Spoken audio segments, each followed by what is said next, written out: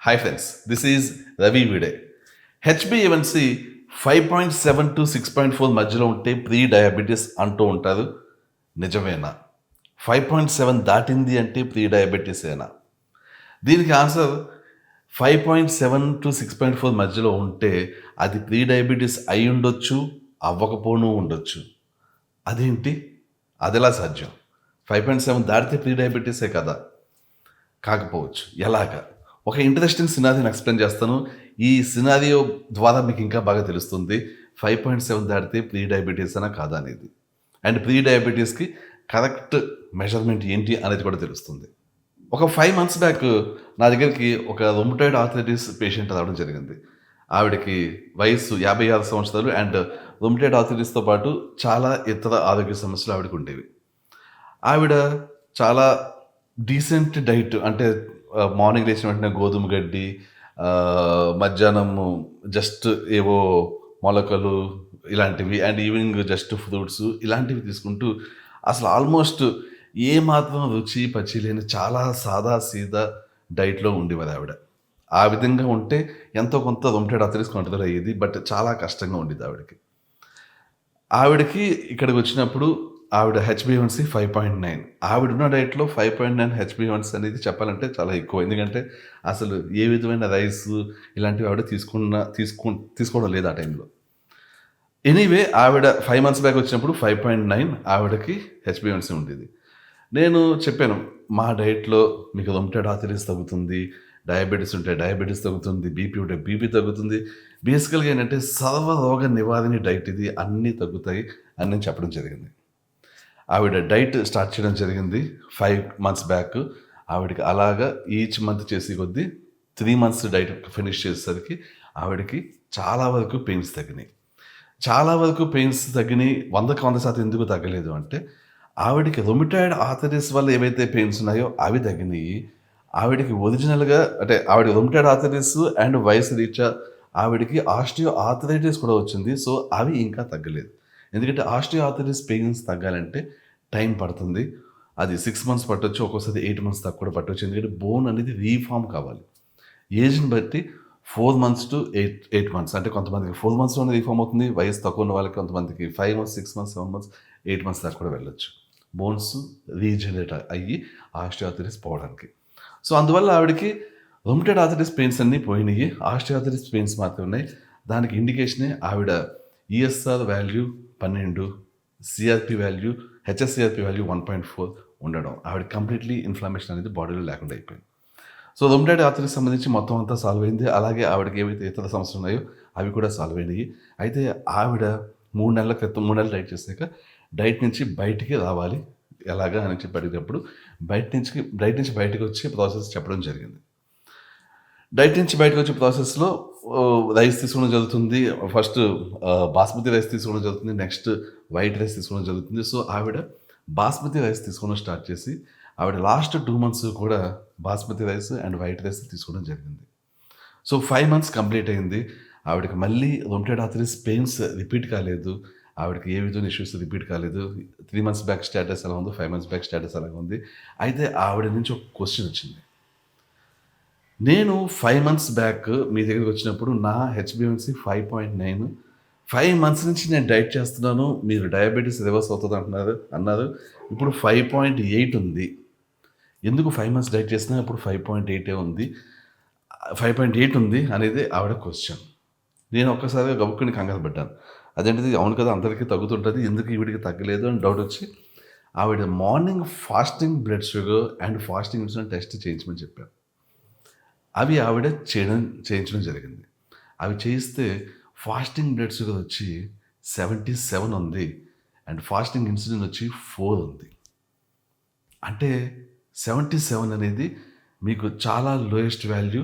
అంటే insulin resistance అనేది ఏమాత్రం లేదు. డయాబెటిస్ సంగతి పక్కన పెట్టండి. అసలు ప్రీ డయాబెటిస్ సంగతి పక్కన పెట్టండి. ఇన్సులిన్ రెసిస్టెన్స్ అనేది కూడా లేదు ఆవిడకి. తగ్గిపోయింది కంప్లీట్‌లీ. ఆవిడ ఫాస్టింగ్ ఇన్సులిన్ వాల్యూ 4 ఉంది. సో, ఇవి చాలా చాలా మంచి వాల్యూస్. అంటే ఆవిడకి అసలు ప్రీ డయాబెటిస్ అనే క్వెషనే లేదు. సో, ఇంత మంచి వాల్యూస్ ఉన్నప్పుడు ఆవిడ హెచ్‌బీ1సీ 5.8 ఉంది. ఎందుకు ఆవిడ కన్ఫ్యూజన్ ఏంటంటే, నాకు 5.8 ఎందుకుంది? నేను ప్రీ డయాబెటిస్‌లో ఎందుకున్నాను? అది నేను నార్మల్ వాల్యూలోకి ఉండాలి కదా అని. జరిగింది ఏంటి అంటే, ఈ 3 నెలల్లో ఆవిడ ఇన్సులిన్ రెసిస్టెన్స్ కంప్లీట్‌లీ తగ్గిపోయింది. ఆవిడకి అసలు ఏ విధమైన డయాబెటిస్ కానీ, ప్రీ డయాబెటిస్ కానీ లేని స్టేజ్‌కి వెళ్లారు. ఎందుకంటే మా డైట్‌లో కంప్లీట్‌లీ మొత్తం సెల్స్ అన్నీ కూడా ఇన్సులిన్ రెసిస్టెన్స్‌ని పోగొట్టుకొని, అంటే డయాబెటిస్ లాంటిది ఏదైనా ఉంటే అది పోగొట్టుకొని completely pure insulin sensitivity with normal cells అవుతాయి. అయ్యాక ఆవిడ ఫోర్త్ మంత్, ఫిఫ్త్ మంత్ ఏం చేశారు, ఆవిడ చాలా ఎక్కువ మొత్తంలో basmati rice and white rice తీసుకోవడం జరిగింది. ఇవి తీసుకున్నప్పుడు ఏమవుతుంది? ఇవి తీసుకున్నప్పుడు ఆవిడ హెచ్‌బీఏవన్సీ పెరిగింది. బట్ దాని మీనింగ్ ఆవిడ ప్రీ డయాబెటిస్ అని కాదు. ఆవిడ ఇన్సులిన్ రెసిస్టెన్స్ లేదు ఆవిడకి. ఆవిడకి ఇన్సులిన్ సెల్స్ అన్ని కంప్లీట్‌లీ ఇన్సులిన్ సెన్సిటివిటీతోనే ఉన్నాయి. బట్ స్టిల్ ఎవరికన్నా సరే అస్సలు డయాబెటిస్ అనేది లేదు, ఇన్సులిన్ రెసిస్టెన్స్ అనేది లేదు. బట్ స్టిల్ వాళ్ళు కార్బోహైడ్రేట్స్ ఈ పిండి పదార్థాల రూపంలో, అంటే ఎస్పెషల్లీ ఈ వైట్ రైస్ కానీ, బాస్మతి రైస్ కానీ ఇలాంటి పదార్థాల రూపంలో తీసుకుంటే వాళ్ళకి హెచ్‌బీఏవన్సీ వాల్యూ పెరగొచ్చు. కొంచెం కొంచెం పెరగొచ్చు. అంటే నార్మల్ వాల్యూ కంటే కొంచెం ఎక్కువ ఉండొచ్చు. ప్రీ డయాబెటిస్‌కి స్టార్టింగ్ రేంజ్‌లో కూడా ఉండొచ్చు. బట్ దాని మీనింగ్ వాళ్ళు ప్రీ డయాబెటిస్‌కి వెళ్ళిపోయినట్లు కాదు. వాళ్ళు జస్ట్ షుగర్ అమౌంట్ ఎక్కువ పెంచేది వాళ్ళ డైట్‌లో అన్నట్లు లెక్క. వాళ్ళ ఇన్సులిన్ రెసిస్టెన్స్ స్టిల్ లేనట్లే లెక్క. వాళ్ళ completely insulin sensitivity completely non diabetic వాళ్ళకదే లెక్క. ఆవిడ ఫాస్టింగ్ బ్లడ్ షుగర్ 77 ఉండడం, ఫాస్టింగ్ ఇన్సులిన్ 4 ఉండడం దాన్ని క్లియర్‌గా ఇండికేట్ చేస్తున్నాయి. సో, దాని మీనింగ్ ఏంటంటే, మీరు ఒకవేళ కార్బోహైడ్రేట్స్ బాగా ఎక్కువ తీసుకున్నప్పుడు, మీ వాల్యూ హెచ్‌బీవన్సీ కొంచెం ఎక్కువ ఉండొచ్చు. దాని మీనింగ్ మీకు డయాబెటిస్ వచ్చేసింది అన్నట్లు, ప్రీ డయాబెటిస్ వచ్చేసినట్లు కాదు. అంటే జస్ట్ మీరు 5.8, 5.9 వచ్చినంత మాత్రాన ఒకేసారి వరి అవ్వాల్సిన అవసరం లేదు. మీరు ఒకవేళ కార్బోహైడ్రేట్స్ ఎక్కువ తీసుకుంటున్నారు అంటే, అది కంప్లీట్‌లీ నార్మల్ వాల్యూ. అది ప్రీ డయాబెటిస్ కింద కౌంట్ కాదు. మీ ఫాస్టింగ్ మీకు హెచ్‌బీఏవన్సీ 5.7 దాటి, మీ ఫాస్టింగ్ బ్లడ్ షుగర్ 100 దాటిందంటే అప్పుడు మీరు ప్రీ డయాబెటిస్‌లో ఉన్నట్టు. ఈ 2 వాల్యూస్ కూడా చూడాలి. ఓన్లీ ఒక వాల్యూ మీద డిపెండ్ అవ్వకూడదు మీరు. హెచ్‌బీఏవన్సీ 5.7 దాటి ఏ 5.8, 5.9, 6 ఉండొచ్చు. But morning fasting blood sugar 100 దాటి ఈ 110, 115, 120 ఉంది అంటే అప్పుడు మీరు ప్రీ డయాబెటిస్‌లో ఉన్నట్లు లెక్క. సో, ఫాస్టింగ్ బ్లడ్ షుగర్ 100 దాటనంత వరకు మీరు ప్రీ డయాబెటిస్‌లోకి రానట్లే లెక్క. ఆ విషయం గుర్తుంచుకోండి. It depends on what you eat. హెచ్‌బీఏవన్సీ అనేది మీరు ఏం తింటారో దాని మీద డిపెండ్ అయి ఉంటది. ఫర్ ఎగ్జాంపుల్, ఒక వ్యక్తి అసలు కార్బోహైడ్రేట్సే తీసుకోకుండా చాలా స్ట్రిక్ట్ కీటో డైట్ చేసి స్టిల్ ఆ వ్యక్తికి ఒకవేళ హెచ్‌బీఏవన్సీ 5.8 ఉందనుకోండి. దాని మీనింగ్ ఏంటంటే ఆ వ్యక్తికి ఇన్సులిన్ రెసిస్టెన్స్ ఉన్నట్లు లెక్క. ఆ వ్యక్తి రియల్ ప్రీ డయాబెటిస్‌లో ఉన్నాడు. ఇంకా చెప్పాలంటే డయాబెటిస్‌లో కూడా ఉండే ఛాన్స్ ఉంది. ఎందుకని అతను అంత స్ట్రిక్ట్ కీటో డైట్‌లో ఉన్నా కూడా 5.8 వాల్యూ వచ్చింది అతనికి హెచ్‌బీఏవన్సీ.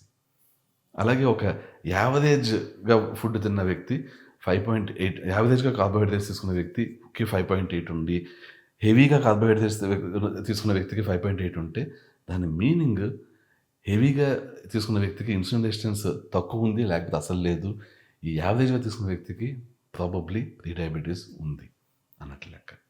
సో, ఈ విధంగా మనం కౌంట్ చేసుకోవాలి. అంతేగాని జస్ట్ హెచ్‌బీవన్సీ వాల్యూ ఎంత ఉంది కాబట్టి స్ట్రిక్ట్‌గా అది ప్రీ డయాబెటిస్ లేకపోతే డయాబెటిస్ అని చెప్పలేం.